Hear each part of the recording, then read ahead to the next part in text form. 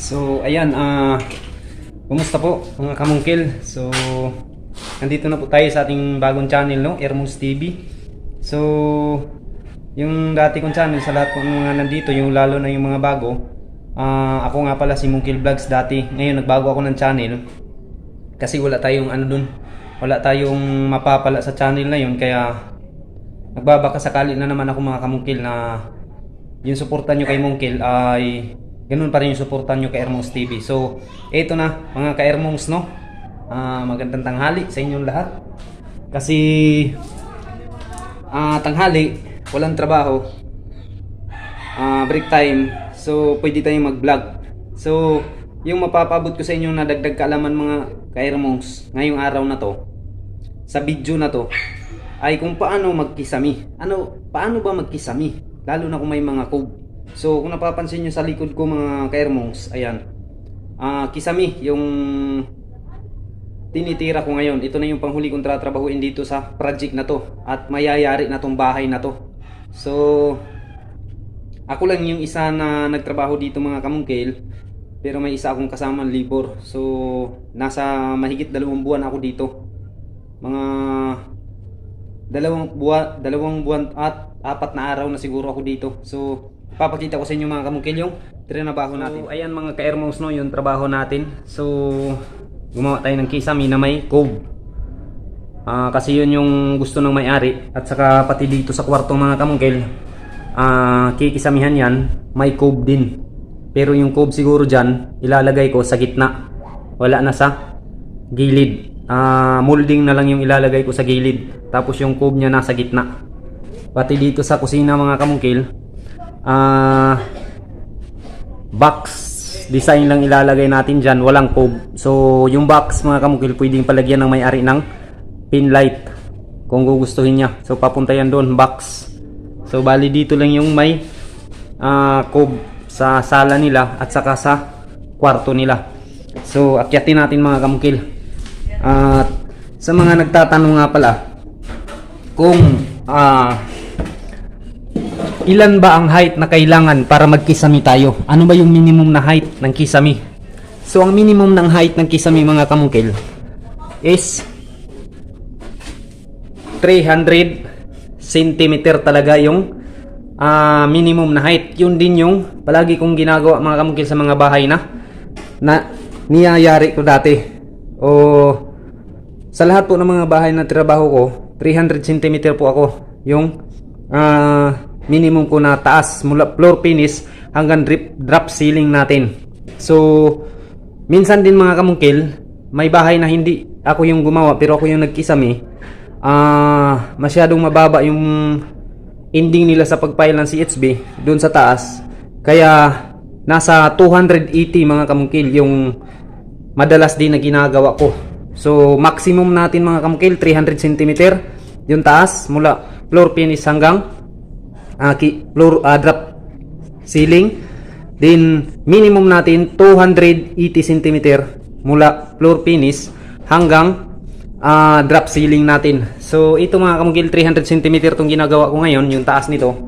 Tapos bumababa ako ngayon ng 20 cm mula sa 300 cm.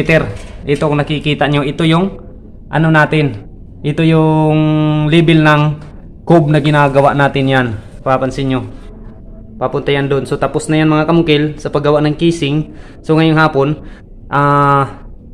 lalagyan na natin to ng hardiplex. Tatakpan na natin to para lalabas na yung forma nito. Actually mga kamungkil, kahit hindi pa siya natakpan, pero nakikita na kung ano yung forma. Ayan. So yan, papunta doon, paikot. So malaki-laki itong kikisamihan ko mga kamungkil. So sa pagkikisami mga kamungkil, ito pinaka tuturo ko sa inyo mula dito sa flooring. Unang-una pinaka gagawin nyo, mula sa flooring sukatin nyo yung 300 cm papunta dyan sa taas. Yan, papunta dito sa taas. Mula dyan sa baba sa flooring, sukatin nyo 300 cm. Kung saan tumama yung 300 cm, guhitan nyo. Pagkaguhit nyo mga kamungkil, mula dito sa guhit nyo sa taas, dito, So sa akin mga kamukil, ito yung tama niya sa 300 cm. So may tansi yan mga kamukil. Ito, may tansi yan dati, tinanggal ko na. So may guide tayong susundan. Kailangan pag malibil, lagyan natin ng tansi para may guide tayong susundan. So mula dito sa guhit nyo na 300 cm, sukat kayo ngayon ng nasa inyo yan mga kamukil kung saan kayo satisfied para sa maglibil. Sa akin mga kamukil, gumuhit ako ng 4 feet mula dyan sa taas, dyan sa 300 cm, gumuhit ako ng 4 feet. Dito ko siya dinala sa baba. Ayan, yung guhit niya. Bakit dinadala natin yung guhit sa baba? Kasi dito tayo maglilibil para mas madali lang. Hindi na dito tayo sa taas maglilibil. Bakit ka Ermongs hindi pala pwede sa taas? Kung sa taas na lang pwede, pero matagal po kasi palipat-lipat pa tayo ng patungan natin, lalo na't kung wala tayong mga saktong patungan na hindi na tayo saka baba o panik baba sa patungan natin. So mas mainam na dito na tayo sa baba libil. So nilibil ko siya dyan mga kamukil, paikot sa buong bahay. Tapos pag nalibil mo na paikot mga kamukil, itong guhit nyo sa baba, ito na yung tatapatan nyo ng metrohan. Sukat kayo ng 4 feet ngayon pataas.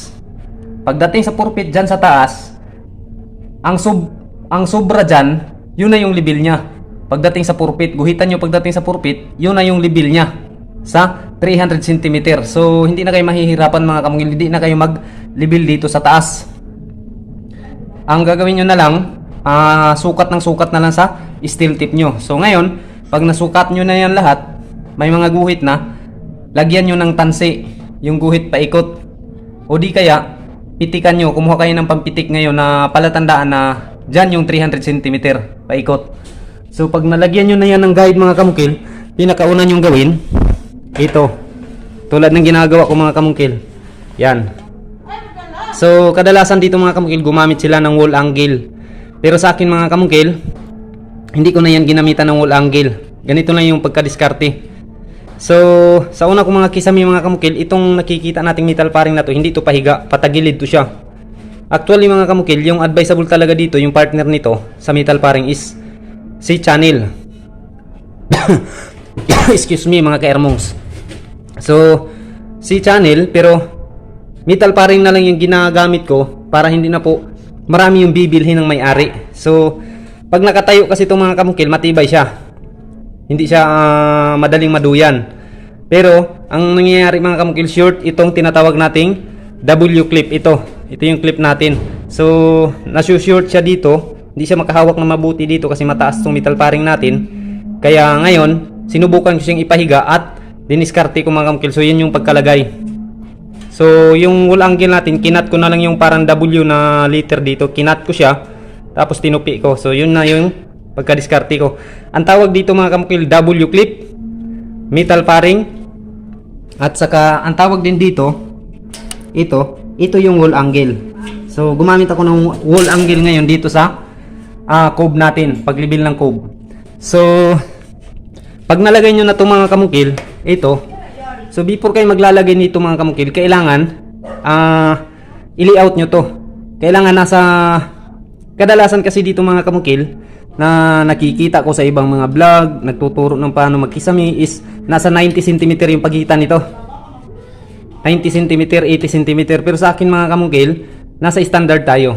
24 by 24 yung gamit ko dito para mas matibay. No? Sa akin mga kamukil, nasa sa inyo na yan. Kung nagtitipid kayo, sundin nyo yung 90 cm o 80 cm. Susukatin nyo mga kamukil mula sa pinaka gilid na yan. Diyan kayo mag-umpisa maglagay. Tapos sukat na lang kayo kung magkano yung gusto nyong allowance o distansya o layo ng metal paring na pagkakabitan natin itong metal paring din na pagkakabitan din natin ng hardiplex. So yan. Pagkatapos mga kamukil, nagawa nyo na to lahat. Ito, ang susunod nyo namang gagawin mga kamukil, ito yung pinaka-importante na tandaan nyo. Pagdating dito, sa paglalagyan natin ng hardiplex, yung nakikita nyo yan. Kailangan mga kamukil, ang sukat nyan is nasa 24 cm, 24 inches talaga siya. Kasi yung lapad ng hardiplex natin is 4 feet lang yan by 8 feet. So kailangan nasa tag 2 feet yung divide natin dito para pag dikit natin sa hardiplex natin, yung mga kantuhan mga kamukil is may panghahawakan pa siya dito. Ito yung kantuhan ng kabilang hardiplex, dito na naman yung kabilang hardiplex, so maribits pa natin siya. Kaya kailangan mga kamukil na ayusin nyo yung pagsukat nito, yung pangkakabitan natin ng hardiplex, kasi kapag hindi nyo to sinukat ng tagtutupit mga kamukil, paglagay nyo sa hardiplex nyo, mahihirapan kayo kasi yung iba wala kayong pangriribitan, lumampas yung iba o di kaya kulang. Kaya kailangan yung distansya nito, yan, kita nyo to, at saka yan, tupit yan mga kamukil. So tupit, so bali ito mga kamukil ginawa ko, tagtutupit yan lahat. So paglagay ng hardiplex dyan, sakto-sakto lang yan na lahat ng mga hardiplex na ilalagay natin is mariribit talaga natin ng maayos. So yan mga kamukil, no? Pag natapos nyo nang gawin yung ceiling, yung kisame talaga natin, kung may design kayo, mag-adjust na naman kayo ngayon. Ito, tuturo ko naman sa inyo. Mula dito sa 300 cm natin, ayan, dito sa 300 cm natin, kayong magtansya kung gaano ka taas yung cube nyo papuntang baba. Sa akin mga kamukil, 20 cm. So gumuhit na naman ako ngayon ng 20 cm. Tapos gumuhit ako ngayon ng 20 cm. Kung saan kayo naglibil dati sa baba mga kamukil, saan na yung libil ko? Ayan. Kung saan kayo naglibil ngayon sa baba, ganun rin yung gagawin nyo. Sa akin, bumaba ako dito ng 20 cm mula sa 320 cm. So yan yung guhit nya. Ngayon sinukat ko yan kung magkano papunta dito. So yung sukat nyan mga kamukil is 56 cm. So ginawa ko na naman mga kamukil, mula dito sa guhit na to, sukat na naman ako ng 56 cm pataas. So lahat sinukat ko siya. So yun na yung level ng cube natin, cube light, kasi 20 cm tong taas ng cube light natin, tapos 25 cm yung lapad mula dito mga kamukil, ayan, hanggang dito 25 cm yan. So ganun lang yung pagkagawa ng cube light. Kapag nakuha nyo lahat ng level mga kamukil, gamit na naman kayo ng pitik o di kaya lagyan nyo ng tansi para may susundan kayo. Tulad nito mga kamukil, gumamit ako ng pampitik, ayan, nakikita nyo. Yun na lang yung tatapatan nyo ngayon ng wall angle o di kaya metal paring kung gagamitin nyo dito. So ganyan lang mga kamukil yung pagka-diskarte, no? At saka mahalaga talaga mga kamukil yung tansi. Ngayon, pag nagawa nyo na itong casing ng cube mga kamukil, ang kukunin nyo na naman kung gaano ang division, gaano kalaki yung division nyo sa cube nyo.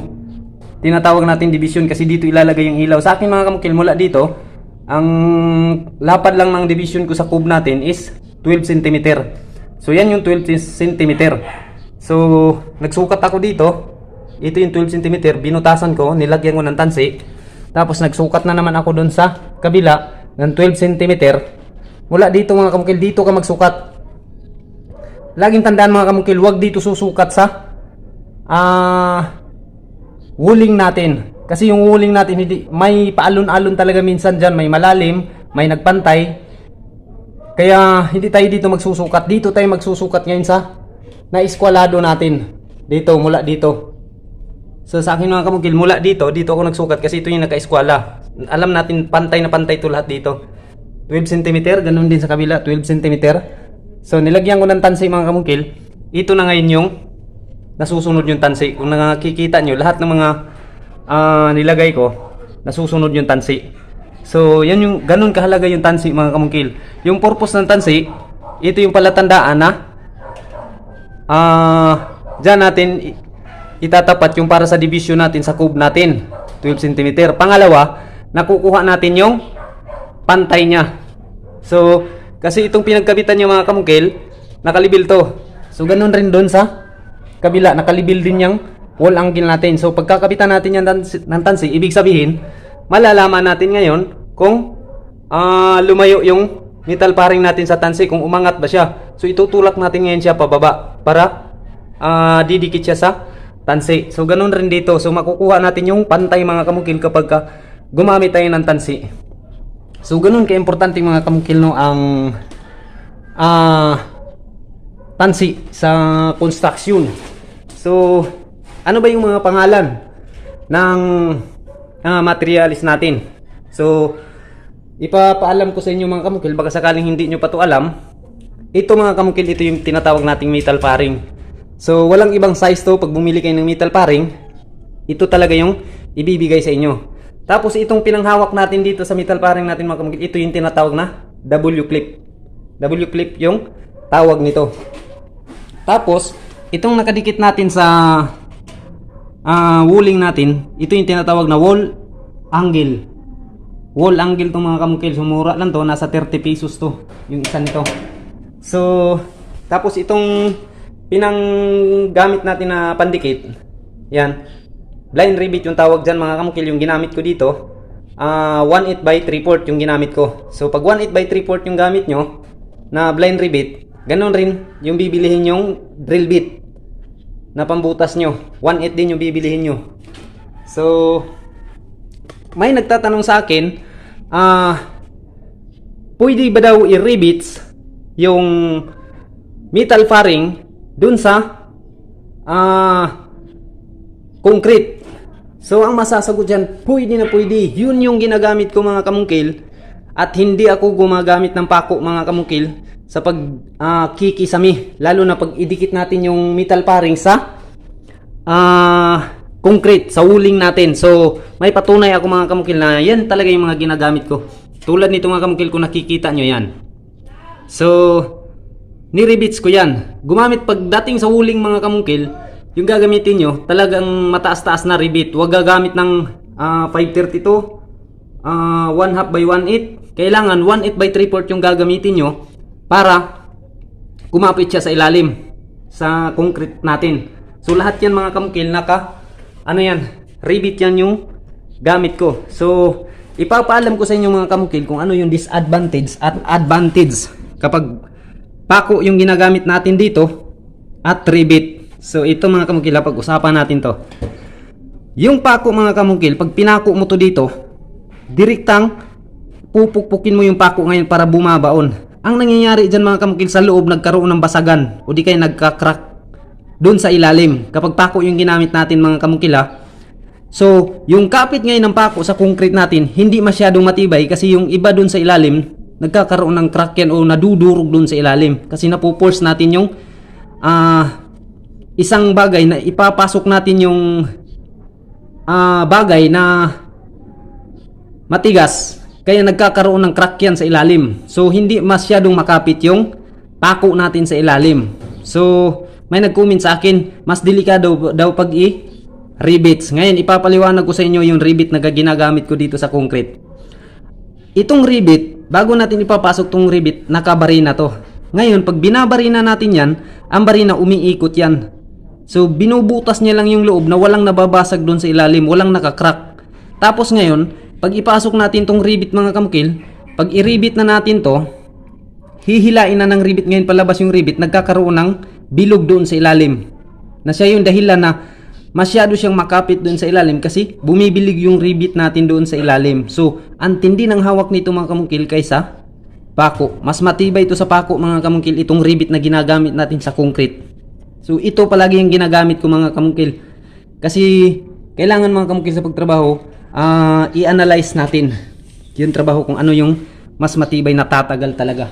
So, yan lang mga kamungkil, no? Sana may nakukuha kayong diskarte sa video na to. At mamaya mga kamungkil, ipapakita ko sa inyo kung paano maglagay ng hardiplex tulad dito nakikita nyo mga kamungkil. Kasi dalawa lang kami dito mga kamungkil. Dapat sa pagkikisami 3 tao yung kailangan, lalo na pag nagdidingding na tayo dun sa kisame na ginagawa natin. Kami dito mga kamungkil, dalawa lang kami. At yung ginagamit ko na hardiplex mga kamungkil, pinagamit ng mayari 4.5, makapal, mabigat. Kaya yung ginagawa ko mga kamungkil, diniskarte ko to. Ito yung sinasabi ko sa inyo na sa bagong channel ni Mungkil na Ermongs TV, i-upgrade ko pa yung ibibigay kong kaalaman sa inyo. Kung gusto nyong mag-DIY at gusto nyong makatipid, lalo na sa manpower. So ito mga kamungkil, dahil nagtitipid sa manpower yung tao, yung may-ari ng bahay, ito yung ginagawa ko. Napansin nyo, may mga lubid sa taas ng Hardiplex. So may metal paring yan dito mga kamukil, nakahawak, papunta yan doon sa kabila. Ayan. So pinasakay ko yung Hardiplex, tapos mamaya mga kamukil, tatalian to dito ng lubid. So pansinin nyo mga kamukil, tatalian to ng lubid dito, tapos ipapasok natin dyan sa metal paring sa taas. Saka hihilain namin dalawa mga kamukil. Kapag hinila na to mga kamukil, yan, pansin nyo, oh, aangat ko mga kamukil, oh, ayan. So kapag nahila na yun mga kamukil, papunta sa taas, so hindi na kailangang matinding hawakan, hindi na kailangan maraming tao na para lang maghawak at maayos natin pagkalagay yung kisame. Sa ganyan diskarte mga kamukil, mapapagaan at mapapadali yung trabaho at hindi tayo mahihirapan. So kailangan lang gamitin natin yung utak natin kapag nagtatrabaho tayo, na mapagaan yung trabaho natin. Kasi minsan nakikita ko matindi yung ginagawa nila na paghawak ng Hardiplex para lang malagay, makabit dun sa taas. So ilang tao, may 4 pa na tao nakikita ko para lang maayos yung pagkalagay. So sa akin mga kamukil, ito yung diskarte ko. Mamaya ipapakita ko sa inyo mga kamukil kung paano gawin. So tutok lang mga kamukil. At itong trabaho na to, itong project na to, na-upload ko yung mga nakaraan pang mga video nito, nakaraan trabaho ko, na-upload ko dun sa isa kong channel na Mungkil Vlogs. So pasensya na kayo kung minsan nababanggit ko sa inyo ng kamungkil pa rin yung tinatawag ko. So nasanay kasi ako dun sa kabilang channel ko. So mga ka-Ermos, no, sana'y suportahan nyo ako sa mga bago pa lang dito. Huwag nyo kalimutan mag-subscribe at i-like na rin ang video, tsaka i-share sa inyong mga kaibigan. At kung ikaw po mga kamungkil ay interesado sa aking mga videos na i-upload, o gusto mong malaman yung mga bago kong videos na i-upload, huwag mong kalimutan kamungkil, pindutin yung maliit na bell, yung kampana na makikita sa inyong cellphone screen. Minsan may nagtatanong bakit daw hindi na ako nag-upload ng video. Siguro ang nangyayari, nag-subscribe lang kayo pero hindi nyo pinindot yung maliit na kampana, kaya hindi nyo nalalaman na nag-upload na ako ng video. So kapag pinindot nyo yan mga kamungkil, yung maliit na kampana dyan, pag nagpindot kayo ng subscribe, may lalabas na maliit na kampana, makikita mo yan. Tapos pindutin nyo yan mga kamungkil, makikita mo dyan yung all notification, yun yung pipindutin ng mga kamungkil. Pag ibig sabihin pinindot nyo yung all, lahat ng mga videos na i-upload ko, kapag nag-online kayo, magpa-pop up sa inyo yan, makikita nyo na may bago akong upload. So yan lang mga kamungkil, no? Sana yung mga kamungkil, hindi kayo magsasawang sumuporta sa bago kong channel. So dito sa lahat ng mga mungkil supporters, dito na ako nag-a-upload ng video, hindi na ako mag-a-upload ng video dun sa kabila. Hahayaan ko na lang yon. Tapos pag nag-success tayo dito mga ka-Ermongs, i-close ko na talaga yon. So mamaya, papakita ko sa inyo mga ka-Ermongs kung paano to ikabit. So bali ayan na mga kamungkil, no, yung nalagay natin na Hardiplex. So ganyan lang mga kamungkil. Hindi ko na napakita mga kamungkil yung pag-diskarte namin na hinila namin ng lubid tong isang buong Hardiplex, kasi walang magbi-video mga kamungkil. Pero ayan na, nalagay na namin. So yan yung pagka-diskarte ko mga kamungkil sa kisame. So mapapansin nyo mga kamungkil, malinis na malinis siya. Ayan, kita pa mga kamungkil, lapit natin. So yan yung mga rivets niya. Kaya sinasabi ko sa inyo mga kamungkil na 24 by 24 yung kailangan natin sukat, o 2 feet by 2 feet talaga, para mahabol natin yung lapad ng plywood. At pag ilagay na natin yung Hardiplex, sakto-sakto lang yan. Tulad nito mga kamungkil, kung nakikita nyo yan, lapit talaga natin mga kamungkil, ha. So nakikita nyo yung kanto ng Hardiplex.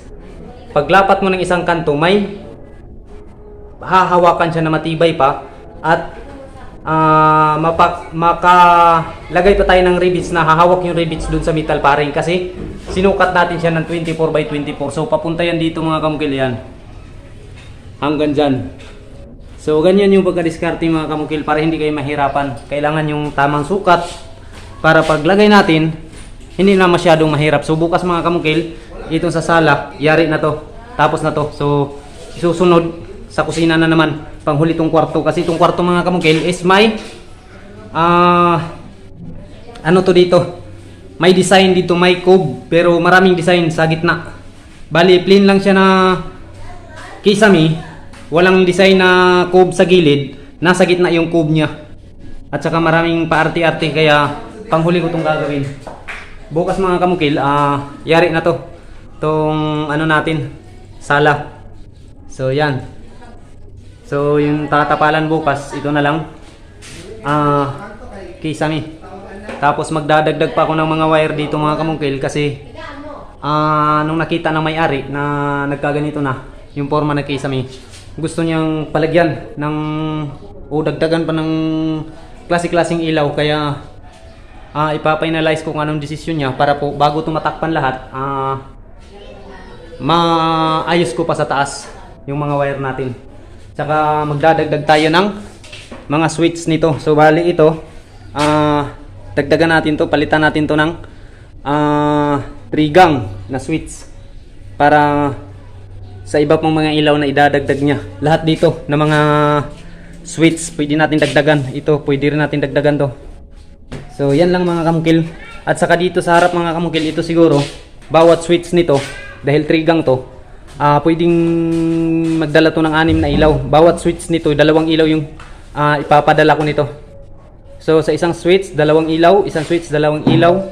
So sa isang switch na naman 2 ilaw. So bali 6 na ilaw yung madadala sa switch na yan, sa 3 gang switch. So yan lang mga kamukil, no? At maraming salamat sa inyong walang sawang pagsuporta sa akin. At lagi kong makalimutan mga ka-Ermongs, mungkil talaga yung masasabi ko kasi nasanay ako dun sa isa kong channel. So salamat, sana suportahan nyo ang Ermongs TV.